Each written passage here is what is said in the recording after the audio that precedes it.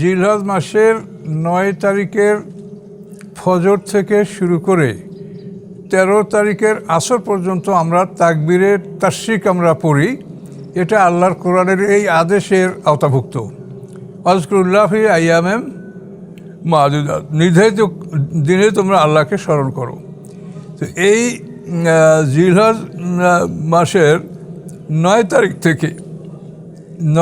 থেকে ১৩ তারিখ পর্যন্ত ৫ দিন, ৯, ১০, ১১, ১২, ১৩, এই ৫ দিন পর্যন্ত আমরা তাকবীরে তাশরিক পড়ি। এটা হচ্ছে আল্লাহু আকবার, আল্লাহু আকবার, লা ইলাহা ইল্লাল্লাহু, আল্লাহু আকবার, আল্লাহু আকবার, ওয়ালিল্লাহিল হামদ।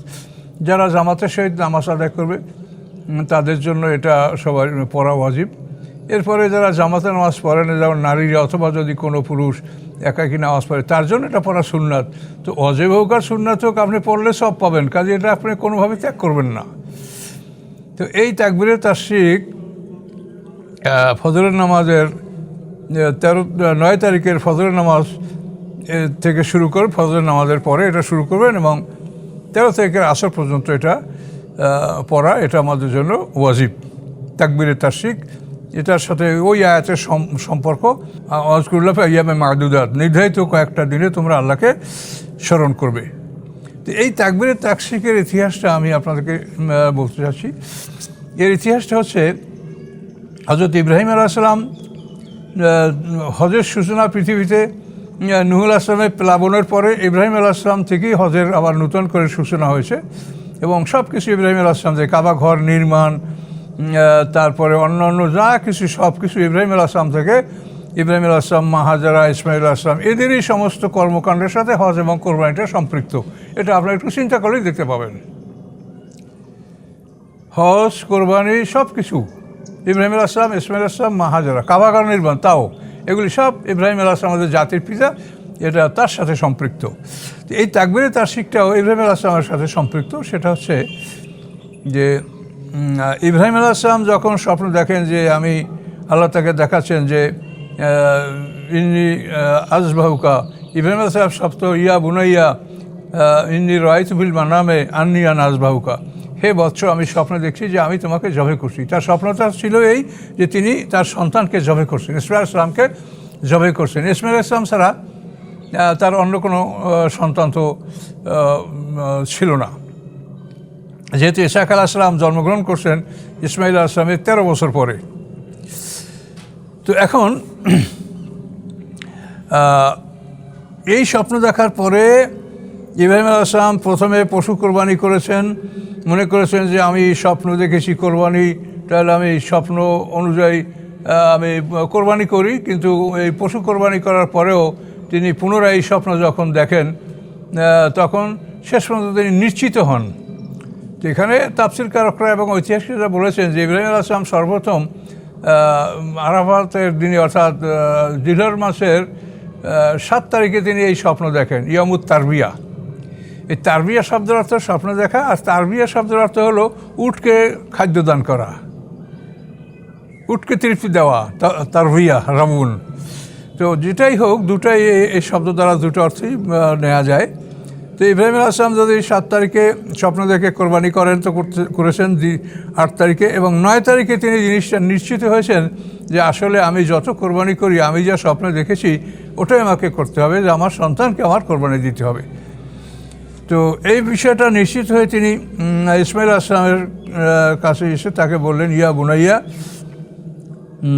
এবং ইসমাঈল আলাইহিস সালামের বয়স তো খুব বেশি না, ফালাম্মা বালাগা মাহু সায়া, সূরা সফফাতে এটা একই জায়গায় ধারাবাহিকভাবে আসে যে সন্তান যখন পিতার সাথে চলতে সক্ষম, মানে কোলে করতে হয় না, পিতার সাথে সে এখন হেঁটে বেড়াতে পারে বা চলতে পারে, এই বয়সে যখন ইসমাঈল আলাইহিস সালাম উপনীত হয়েছেন, ফালাম্মা বালাগা মাহু সায়া, তো ইব্রাহিম আলাইহিস সালাম বললেন, কলা ইয়া বুনাইয়া, হে আমার সন্তান, ইন্নী আরাফিল মানামে আন্নী আযবাহুকা, আমি স্বপ্ন দেখেছি যে আমি তোমাকে জবাই করছি, ফানজুর মাযা তারা, তুমি ভেবে দেখো যে তুমি কি করবে, তোমার কি মতামত, এটা বলো আমাকে।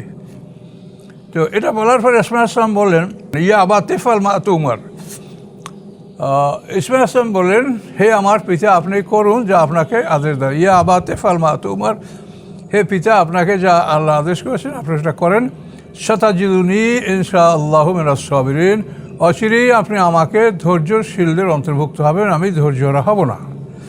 এভাবে ইসমাইল আসলাম সম্মতি দিলেন পিতাকে যে আপনি যা স্বপ্ন দেখছেন তা করেন, অর্থাৎ আপনি আমাকে কোরবানি করেন, আমি ধৈর্যহারা হব না, আমি এটা বরদাস্ত করব। ফালাম্মা আসলাম, অথবা দুজন তারা আসলাম মানে আত্মসমর্পণ করলেন আল্লাহর প্রতি, অথবা দুইজন একমত হলেন। আসলামা মানে একমত হওয়ার অর্থেও আসে, আবার আত্মসমর্পণের অর্থেও আসে। তারা একমত হলেন, আত্মসমর্পণ করলেন। তাল্লাহুল জাবিন, এবং তাকে কাত করে শোয়াই দিলেন। এই শোয়াই দেওয়ার সময় ইসমাইল আসলামের অনুরোধে ইব্রাহিম আসলাম তার চক্ষু বন্ধ করে নিয়েছিলেন এবং তার নিজের চক্ষুকেও বন্ধ করতে বলেছিলেন এবং হাত পাও বেঁধে নিতে বলেছিলেন। কিন্তু ইসমাইল আসলাম পরে হাত পায়ের বাঁধনটা খুলে দিতে বললেন পিতাকে, আর চোখের বন্ধনটা রাখতে বললেন। তো পিতা জিজ্ঞাসা করেন যে তোমার এই হাত পায়ের বন্ধন খুলতে বসো কেন? তো ইসমাইল আসলাম বললেন যে পিতা, আপনি যদি আমাকে হাত পা বেঁধে কোরবানি করেন তা দুনিয়ার মানুষ মনে করবে যে ইসমাইল আসলাম এই কোরবানিতে রাজি ছিল না, পিতা তাকে জোর করে বেঁধে জবাই করেছে। কাজে এটা যেন দুনিয়ার মানুষ মনে না করে, এই জন্য আমার হাত পায়ের বাঁধন ছেড়ে দেন, আমি শুয়ে থাকবো, আমি নড়াচড়া করবো না, কিন্তু আমার চোখের বন্ধনটা আপনি অবশিষ্ট রাখেন। তার কারণ আপনার দিকে আমি তাকালে বা আমার দিকে আপনি তাকালে এই কাজ করতে সমস্যার সৃষ্টি হতে পারে, কাজে আপনিও চোখ বন্ধ রাখেন, আমারও চোখ বন্ধ করে দেন। তো এভাবেই ইসমাইল আসলামকে এখন যেখানে মসজিদে খায়েব, যেখানে সাবির পাহাড়, এইখানেই কোরবানির জায়গা। তো এখানে ইব্রাহিম আসলাম রওনা করলেন।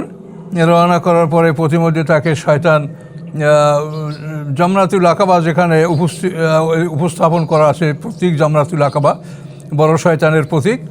এটা হলো মক্কা সংলগ্ন মিনা অঞ্চলে। তো এইখানে ইব্রাহিম আসলামকে প্রথম শয়তানে বাধা দিয়েছিল। এরপরে আরও সামনে জামরাতুল ওয়াস্তা সেখানে বাধা দিয়েছিল। এরপর সর্বশেষ জামরাতুল সোগরা, যেটা মসজিদে খায়েফের কাছে, এখানে শেষ অসা শয়তান দিয়েছিল এবং ইব্রাহিম আসলামকে বাধা দিয়েছিল। প্রতিটি ক্ষেত্রে ইব্রাহিম আসলাম শয়তানকে লক্ষ্য করে 60টা কঙ্কর নিক্ষেপ করেছিলেন। এই জন্য এই কঙ্কর নিক্ষেপ করাটাও আমাদের উপরে অজেব করা হয়েছে, আমরা এটা করি। তো এখন দেখেন, ইব্রাহিম আসলাম যখন সন্তানকে জবে করার জন্য শোয়ালেন এবং গলায় ছুরি চালিয়ে দিলেন, তখন আর জবে করার কিছুই আর বাকি থাকলো না।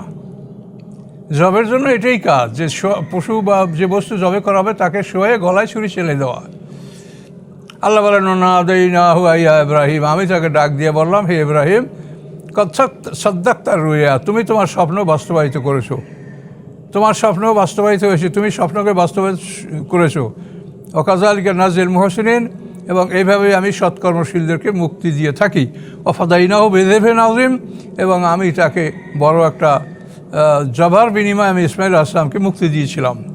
এই বড় জবা একটা দুম্বা সেখানে হাজির করা হয়েছিল জিবরিলের মাধ্যমে। ইব্রাহিম আসলাম যখন ইসমাইল আসলামের গলায় বারবার ছুরি চালিয়ে দিয়ে ব্যর্থ হচ্ছিলেন, তিনি কাটে না, তখন তিনি রাগ করে পাথরের উপরেও ছুরি দিয়ে আঘাত করেছিলেন, পাথর কেটে দ্বিখণ্ডিত হয়ে গেছিল, কিন্তু ইসমাইল আসলাম কাটছিল না। আল্লাহর হুকুম ছাড়া ছুরি কাজ করতে পারে না। তো এমতো অবস্থায় আল্লাহ দেখলেন যে ইব্রাহিম আসলাম তার স্বপ্নকে বাস্তবায়িত করেছে। তখন আল্লাহর হুকুমে জিবরিল আমিন সেখানে একটা দুম্বা নিয়ে হাজির হলেন। এই ভেস্টি দুম্বা, এটা সম্বন্ধে তাফসীর কারকরা বলেন যেটা হাবিল যে দুম্বা কোরবানি করেছিল আদম আলাইহিসসালামের সন্তান হাবিল, এই হাবিলের দুম্বা এটা আল্লাহ সংরক্ষণ করেছেন। তো এই দুম্বাটাই হাজির করা হয়েছে, অথবা যে কোনো একটা দুম্বা, কোরআনে বলা জিবহিন আযীম, মোটা সোটা একটা দুম্বা, এর মাধ্যমে ইব্রাহিম আসলাম ইসমাইল আসলামকে মুক্তি দেওয়া হয়েছে। ফাদাইনাহু বিযিবহিন আযীম, বড় একটা জবা, বড় একটা দুম্বা, বড় একটা জবের পশু। তো এই পশুটা যখন ছুরির নিচে রাখা হলো, পশুর গলায় যখন চাকু পড়লো, তো মুহূর্তের মধ্যে পশুর গলা কেটে প্রবল বেগে রক্ত প্রবাহিত হওয়ার আওয়াজ শোনা গেল। তখন ইব্রাহিম আসলাম বুঝতে পারলেন যে জবা হয়ে গেছে। এখন জবার নিয়ম হলো যে যে বস্তুকে জবা করা হবে তার উপর আল্লাহু আকবার বলতে হবে। এখন ইব্রাহিম আসলাম তার সন্তানকে জবে করবেন, তিনি এই সন্তানকে শোয়াইয়ে তার জন্য তিনি আল্লাহু আকবার বলে ছুরি চালিয়েছেন। কিন্তু এখন যে সেখানে জবে পাল্টিয়ে গেছে, এখন সেই ইসমাইল আসলামের পরিবর্তে সেখানে একটা দুম্বা হাজির করা হয়েছে। এই দুম্বা তো আর ইব্রাহিম আসলাম দেখেন নাই, এবং দুম্বার উপরে তিনি আল্লাহু আকবারও বলেন নাই। কাজে আল্লাহু আকবার ছাড়া তো কোরবানি বিশুদ্ধ হবে না। এই জন্য এই দুম্বাটাকে সেখানে রেখে জিবরিল আমিন আল্লাহু আকবার বললেন, যেহেতু তিনি এই জবাইয়ের সাথে শরীক। যারা আপনার পশু ধরে জবাই করেন যে কোনো একজন আল্লাহু আকবার বললে হবে, তো জিবরিল আমিন এই জবাইয়ের সাথে শরীক, তিনি জিবরিল আমিন বললেন আল্লাহু আকবার। জবাই হয়ে যাওয়ার পরে ইব্রাহিম আলাইহিস সালাম চক্ষু খুললেন। চক্ষু খুলে দেখেন যে হায় রে হায়, ইসমাইল আলাইহিস সালামকে আল্লাহ মুক্তি দিয়েছেন এবং কোথা থেকে একটা বড় দুম্বা সেখানে জবাই হয়ে আছে। তো এইটা দেখে তিনি বললেন লা ইলাহা ইল্লাল্লাহ আল্লাহু আকবার। আর ইসমাইল আলাইহিস সালামের যখন চোখ খুলে দেওয়া হলো তখন তিনি পড়লেন আল্লাহু আকবার ওয়া লিল্লাহিল হামদ। তো এই জিবরিল আমিন, ইব্রাহিম আলাইহিস সালাম, ইসমাইল আলাইহিস সালাম এই তিনজনের মিলে যে বাক্যগুলি বলেছেন, এই সব কজনের বাক্যগুলি হচ্ছে আমাদের জন্য তাকবীরে তাশরিক। ইব্রাহিম আলাইহিস সালাম সন্তানের উপরে বলেছেন আল্লাহু আকবার। তারপর জিবরিল আমিন দুম্বার উপরে বলেছেন আল্লাহু আকবার, আল্লাহু আকবার, আল্লাহু আকবার। এরপর ইব্রাহিম আলাইহিস সালাম বলেছেন লা ইলাহা ইল্লাল্লাহু আল্লাহু আকবার। আর ইসমাইল আলাইহিস সালাম বলেছেন আল্লাহু আকবার ওয়া লিল্লাহিল হামদ। তো এই জিবরিল, ইব্রাহিম আলাইহিস সালাম, ইসমাইল আলাইহিস সালাম এদের তিনজনের বাক্য মিলে এই তাকবীরে তাশরিক হয়েছে। এই জন্য আল্লাহ তাআলা আমাদেরকে কোরআন পাকে বলেছেন যে মিল্লাতা আবিকুম ইব্রাহিম, তোমাদের যে ধর্মাদর্শ, তোমাদের যে ধর্মীয় মতবাদ, এটা তোমাদের পিতা ইব্রাহিম আলাইহিস সালাম থেকেই তোমরা লাভ করেছো। তো অধিকাংশ ক্ষেত্রেই আমাদের ধর্মীয় বিষয়গুলি আমরা ইব্রাহিম আলাইহিস সালাম থেকে লাভ করেছি, এবং যেহেতু আমাদের দিনকে আল্লাহ পূর্ণতা দান করছেন, এই ক্ষেত্রে আমাদের দিনে কিছু যোগ হয়েছে, কিন্তু ম্যাক্সিমাম বিষয়গুলি আমরা ইব্রাহিম আলাইহিস সালাম থেকে নিয়েছি। তো এইভাবে আমরা তাকবীরে তাশরিকের ইতিহাস আমরা এভাবে পাচ্ছি যে এই তাকবীরে তাশরিক আল্লাহ আমাদের জন্য এটা ওয়াজিব করেছেন, এবং জামাতের নামাজ পড়ার পর এটা আপনারা পড়বেন। কখনো ভুলে গেলে যখনই স্মরণে আসে তখন এটা পড়ে নেবেন। একবার পড়লে ওয়াজিব আদায় হবে, তারপর যদি দুবার তিনবার বেশি পড়ে তো আপনাদের বেশি সওয়াব হবে। ভালো কথাগুলি যতই বলবেন ততই বেশি সওয়াব আমলনামায় জমা হবে। তো এইভাবে আমরা তাকবীরে তাশরিক লাভ করেছি। তো এই তাকবীরে তাশরিক সম্বন্ধে এ পর্যন্তই আমার বক্তব্য। আসসালামু আলাইকুম।